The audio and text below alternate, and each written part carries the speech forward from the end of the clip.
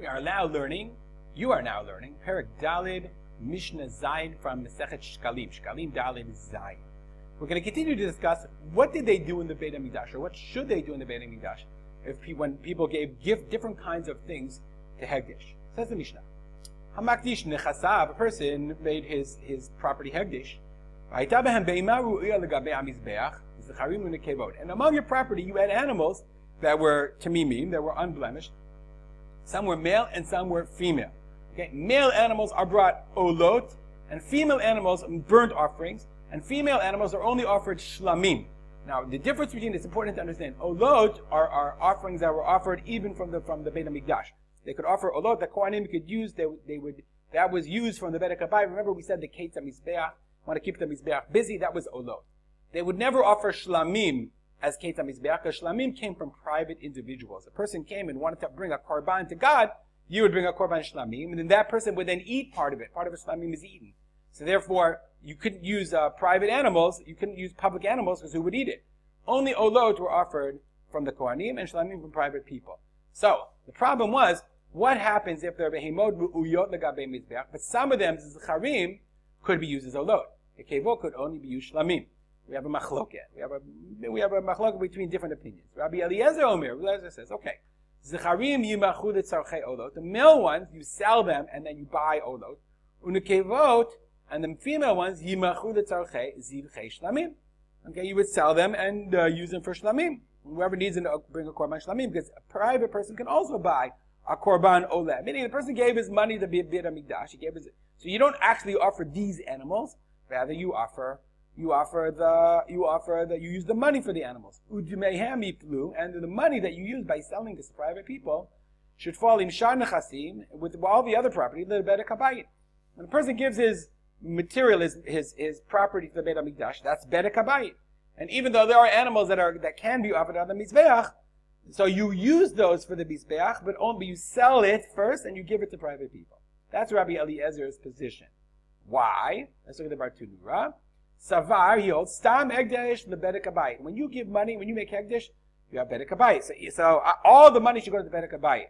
Okay, even the things midid the chazi the Mizbeach, even things that are you could use on the Mizbeach, but nonetheless, Havra'ui the Mizbeach, and Yotzei Midei Mizbeach, the money goes to the Beit HaKabayit, but the animals still have to be brought on the Mizbeach because they're Ra'ui the Mizbeach. They can be offered on the Mizbeach. When you bring pure, unblemished animals to the Beit HaMikdash, those have to be offered on the Mizbeach. But the money, adamim yiplu, the Beit HaKabayit. Okay, the money has to go to the Beit HaKabayit. That's the opinion of Rabbi Eliezer. Rabbi Yeshua Omer, Rabbi Yeshua says no. Zecharim atzmam yikavu olot. You don't sell it and offer it on the Mizbeach. The zecharim, the males, you have to offer them on the Mizbeach themselves. They go straight to the Mizbeach. You don't sell them and then offer them. And then have private people offer them. The kevot, the females, yes, you can't offer them from the Beit HaMikdash, but private people can offer them, so you sell them for shlamim, and you use that money to buy olot. And the rest of the money goes to Beit HaKabayit. Let's look, I made a little chart. This is Rabbi Eliezer. Eliezer says, males sell, females sell. And the money goes to Beit HaKabayit. Rabbi Yeshua says, no. Males, they're brought as olot. Females, you sell and also use the money to buy olot. Why? Bartunura says, this is just a quote from the Bartunura.